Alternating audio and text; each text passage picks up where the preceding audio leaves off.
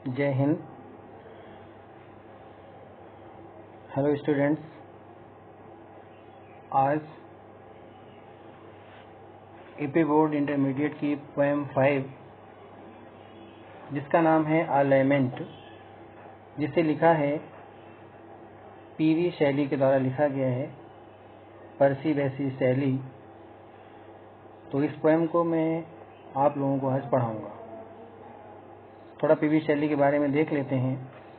PV शैली का जन्म 4 अगस्त 1792 को होरशम, यूनाइटेड किंगडम यानी यूके में हुआ था और उनकी मृत्यु 8 जुलाई 1822 को लेरिसी, इटली में हुई। ठीक है। कुछ उनकी फेमस पोएम्स मैंने नीचे लिख रखी हैं।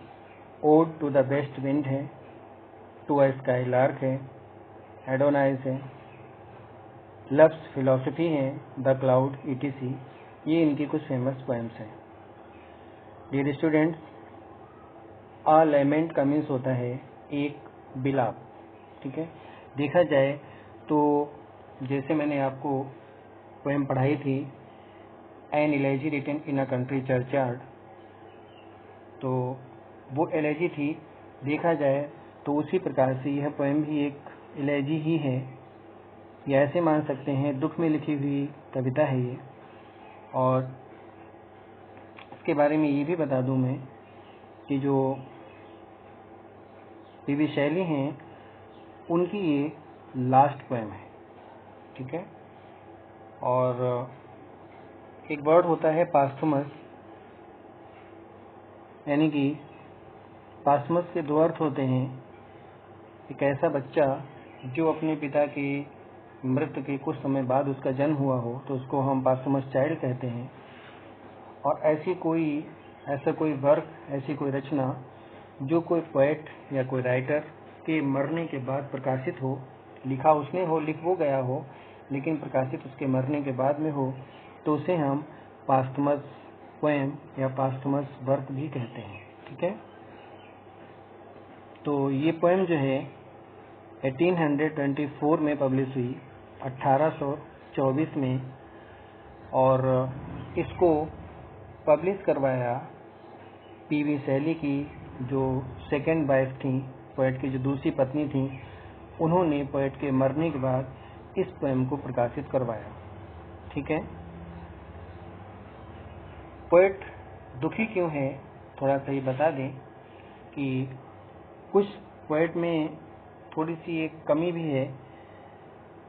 ये थी कमी कि पोएट जो है वो अथीस्ट है। अथीस्ट का मीन्स कह सकते हैं नास्तिक है, यानी कि वो भगवान में विश्वास नहीं रखता है। ठीक है। वो ये नहीं मानता है कि दुनिया में ईश्वर कहीं है। और जो लोग ईश्वर को मानते हैं उनको कहीं न कहीं थोड़ा सा टेंशन के समय में उनको रिलैक्स महसूस हो जाता है। लेकिन पोएट के साथ ये हुआ कि पोएट का एक फ्रेंड था जो मर जाता है। तो पोएट जो है अपने फ्रेंड की मृत्यु पर बहुत ज़्यादा दुखी हो जाता है। और जैसा कि वह अथीस्ट था, नास्तिक था, तो वो बहुत गहरे दुख में डूब जाता है। और उसे लगता है कि जैसे हमारा मित्र मर चुका है, उसे लगता है कि मेरी उम्र भी बढ़ रही है और मैं भी इस दुनिया में नहीं रहूँगा, मैं भी इस दुनिया से विदा हो जाऊँगा, मर जाऊँगा। तो पोएट जो है वो इसी दुख में इस पोएम को लिखता है। और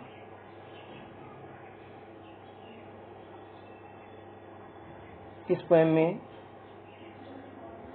पोएट ने थोड़ा सा प्रकृति का वर्णन भी किया है, यानी कुछ प्राकृतिक बातें भी बताई हैं, जिससे हम यह भी कह सकते हैं कि जो पोएट है पीवी शैली जो हैं वो प्रकृति के पुजारी भी हैं, यानी उनको हम वर्शिपर ऑफ नेचर भी कह सकते हैं। ठीक है। यानी प्रकृति की पूजा करने वाले पोएट हैं, प्रकृति को मानते हैं लेकिन ईश्वर में भरोसा वो नहीं रखते हैं। ठीक है। और ये पोएम बहुत छोटी सी पोएम है, केवल इसमें 2 स्टैंजा हैं और हर स्टैंजा में 5 लाइनें हैं। ठीक है। तो देखते हैं पोएट क्यों निराश है, क्या उसको दुख है, क्यों विलाप कर रहा है वो। पहले स्टैंजा की तरफ बढ़ते हैं। Stanza first.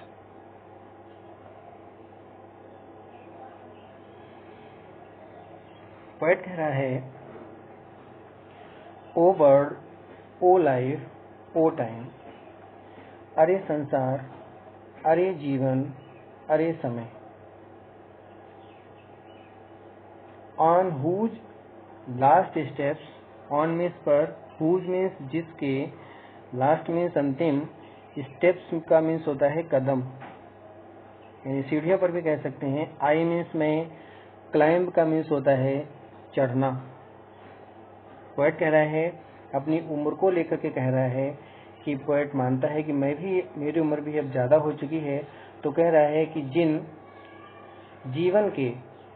जीवन के जिस अंतिम छोर पर, ठीक है, लास्ट स्टेप्स का मीन्स कह सकते हैं अंतिम छोर, कि जीवन के जिस अंतिम छोर पर मैं चढ़ता हूँ, यानी कि अब मैं जीवन के जिस अंतिम छोर पर आ गया हूँ, खड़ा हो गया हूँ आकर के, trembling at that where I had stood before.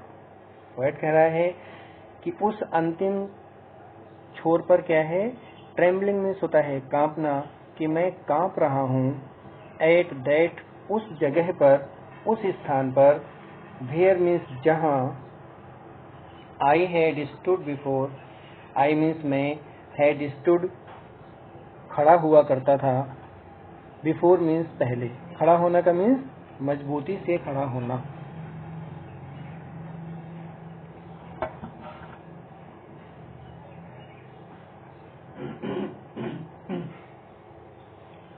तो पोएट कह रहा है कि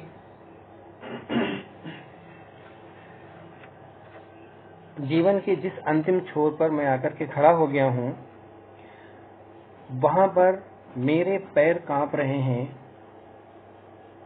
और उस जगह पर, जिस जगह पर मैं पहले, यानी जब मेरी उम्र कम थी, जब मैं युवावस्था में था, जब मैं यंग एज में था, तब मैं आसानी से, बड़ी मजबूती से वहां पर खड़ा रह सकता था। ठीक है, यानी वो स्थान जिस पर जवानी के समय मैं बहुत ही मजबूती से खड़ा रह सकता था, पोएट कह रहा है कि उसी स्थान पर मेरे पैर अब कांपते हैं, जब मैं अपने जीवन के अंतिम छोर पर आ गया हूँ और उस स्थान पर खड़ा हूँ। मीन्स पोएट का मानना ये है कि पोएट कह रहा है कि मेरी उम्र अब ढल गई है, यानी कि मैं अब वृद्धावस्था की तरफ बढ़ गया हूँ, तो मैं उतना ताकतवर नहीं रहा जितना कि ताकतवर मैं यंग एज में था। और ऐसा तो सभी के साथ होता है। ठीक है, फिर वो कह रहा है, क्वेश्चन पूछ रहा है, अपने आप से ही कभी पूछ रहा है अपने मन में, कह रहा है, when will return the glory of your prime. When means कब, विल रिटर्न, रिटर्न मीन्स होता है वापस आना, कि कब वापस आएगी, द ग्लोरी मीन्स प्रसिद्धि, of your prime, prime means होता है जवानी, ठीक है, यानी यंग एज, पहले का समय। ठीक है, पोएट कह रहा है कि वह प्रसिद्धि, कि वह अच्छा प्रसिद्ध समय जब मैं बहुत ही ताकतवर था, कि मेरी जवानी की वो प्रसिद्धि कब वापस आएगी। और फिर पोएट अपने आप ही आंसर दे रहा है कि नो मोर मीन्स नहीं, ओह नेवर मोर, कभी नहीं। यानी पोएट को लगता है कि जो समय बीत गया, कि जो एक बार समय चला गया, वो दोबारा वापस नहीं आएगा। तो पोएट दुखी हो रहा है और कह रहा है कि मेरे जवानी का समय वो कभी भी वापस अब नहीं आएगा। फिर से देख लेते हैं,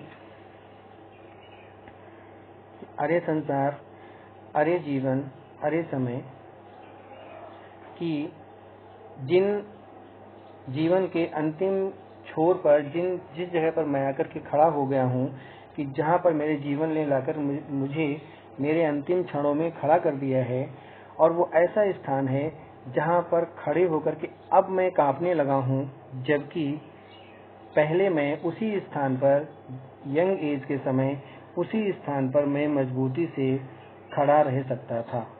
ठीक है, और फिर वो प्रश्न पूछ रहा है कि मेरे जवानी की वो प्रसिद्धि कब वापस आएगी, और अपने आप से उत्तर भी दे रहा है कि नहीं, वह प्रसिद्धि, वह जवानी का समय कभी भी वापस नहीं आ सकता है। यानी जो समय बीत गया वो दोबारा से वापस नहीं आएगा। ठीक है, आगे बढ़ते हैं सेकंड स्टैंजा की तरफ।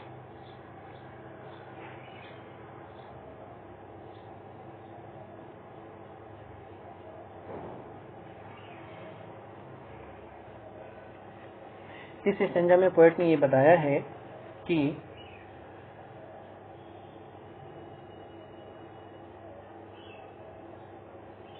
अगर व्यक्ति का मन प्रसन्न है, ठीक है, वो कहते नहीं कहावत कि मन चंगा तो कठौती में गंगा, का मतलब ये कि अगर व्यक्ति का मन प्रसन्न है तो उसे अपने आसपास की हर वस्तु प्रसन्नता देगी, और अगर व्यक्ति मन से दुखी है तो उसके आसपास चाहे कितना भी अच्छा वातावरण क्यों न हो, उसके सामने चाहे कितने अच्छे पकवान भी क्यों न रखे हों, लेकिन वह उसे आकर्षित नहीं करते हैं। तो पोएट क्योंकि इस समय दुखी है, इसलिए इस स्टैंजा में पहले तो पोएट प्राकृतिक सुंदरता को दिखाएगा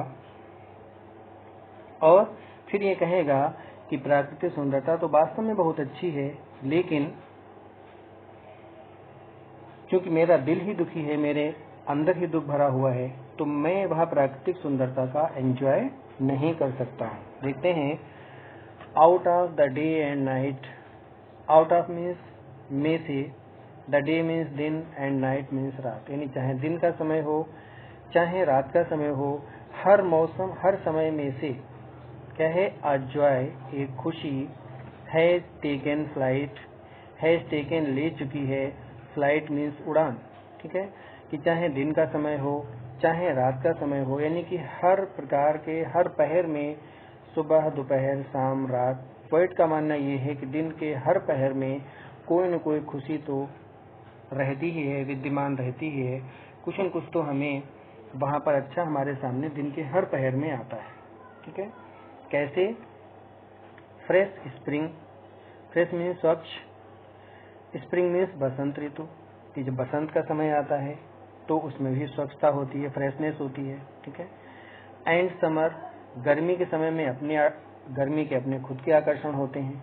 एंड विंटर, होर, होर का मीन्स कह सकते हैं कोहरा, और जाड़े के समय में जो कोहरा वगैरह होता है उसका अपना आकर्षण होता है। तो पोएट ये कह रहा है कि चाहे बसंत ऋतु हो, चाहे गर्मी का समय हो, चाहे जाड़े में जो कोहरा गिरता है वो समय हो, यानी हर एक मौसम सुंदरता से भरा हुआ है। हर एक दिन का पहर, चाहे दिन हो चाहे रात हो, हर समय सुंदरता ही सुंदरता है। मीन्स पोएट जो है, अभी मैंने पहले ही बताया था कि पोएट वर्शिपर ऑफ नेचर, नहीं प्रकृति का पुजारी है, तो कवि को प्राकृतिक सुंदरता अच्छी लगती है। कवि ने इस स्टैंजा में प्राकृतिक सुंदरता का वर्णन भी किया है और ये कहा है कि हर प्रकार के मौसम में, हर प्रकार के पहर में कोई न कोई सुंदरता जरूर उड़ान भरती है। कहीं हर मौसम में कोई न कोई सुंदरता विद्यमान रहती है, मीन्स होती है।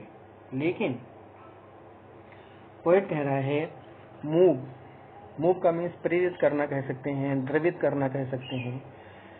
माई फेंट हर्ट, फेंट मीन्स मूर्छित भी होता है, हल्का भी होता है, मुरझाया हुआ भी होता है। ठीक, तो यहाँ पर हम कह सकते हैं मुरझाया हुआ। हर्ट मीन्स हृदय यानी कि दिल, विद ग्रीफ, कष्ट से। ठीक है, कि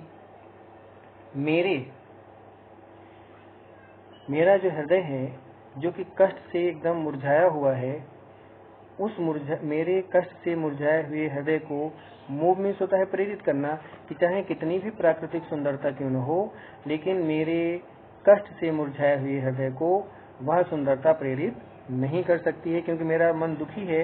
इसलिए बाहर कितना भी सुंदर हो, हमें उस सुंदरता का कोई फायदा नहीं दिखता है, यानी हमारे हृदय को वो सुंदरता अच्छी लगती ही नहीं है, क्योंकि मेरा हृदय दुखी है। इसलिए बट विद डिलाइट, लेकिन विद डिलाइट, डिलाइट मीन्स वही आनंदित करना। ठीक है, कि मतलब कोई भी चीज जो है, हर प्रकार की सुंदरता हमारे दुख से भरे हुए मुरझाए हुए हृदय को आनंदित नहीं करती है। और पोएट ने देखा जाए तो क्वेश्चन भी यहाँ पर पूछ लिया कि क्या हमारा कष्ट से भरा हुआ हृदय इस सब सुंदरता का आनंद ले पाएगा। और अपने आप पोएट ने फिर उसका आंसर दे दिया नो मोर, कि नहीं, ओह नेवर मोर, और अरे कभी नहीं, यानी कि मेरा चूंकि हृदय दुखी है तो उस प्राकृतिक सुंदरता का एंजॉय मेरा दुखी हृदय नहीं कर सकता है। ठीक है, एक बार फिर से देखते हैं इसकी हिंदी। दिन के हर पहर में, चाहे दिन हो चाहे रात हो, दिन और रात में से, या फिर स्वच्छ बसंत ऋतु हो, गर्मी का समय हो, या फिर जाड़े के समय पड़ने वाला कोहरा हो, ऐसा मौसम, यानी हर प्रकार के मौसम में, दिन के हर प्रकार के समय में एक प्रकार की खुशी जो है वो उड़ान भरती है। यानी हर प्रकार के मौसम में, हर प्रकार के दिन के पहर में एक सुंदरता, एक प्रसन्नता उड़ान भरती है, खुशी उड़ान भरती है। लेकिन पोएट कह रहा है ये सारी खुशियां जो हैं वो मेरे कष्ट से भरे हुए हृदय को प्रेरित नहीं कर सकती हैं, और क्या मुझे इनसे आनंद मिल सकता है। फिर अपने आप उसने उत्तर भी दिया है कि चूंकि उसका हृदय जो है बहुत ही दुखी है, इसलिए पोएट कह रहा है कि ये सारी चीजें अब मुझे बहुत ज्यादा आनंद नहीं दे सकती। अरे कभी भी मुझे ये चीजें आनंद नहीं दे सकती, क्योंकि मेरा हृदय ही दुखी है, इसलिए मैं किसी भी चीज का आनंद नहीं उठा सकता हूँ। ठीक है, तो डियर स्टूडेंट्स, समझ में आ गया होगा, और आप लोगों को इससे पढ़ना है। नेक्स्ट डे में इसका होमवर्क जो होगा, जिसमें सेंट्रल आइडिया है, इम्पोर्टेंट एक्सप्लेनेशंस हैं, उसका PDF मैं आपको डाल दूंगा। तब तक आप इसको ध्यान से पढ़ें। जय हिंद।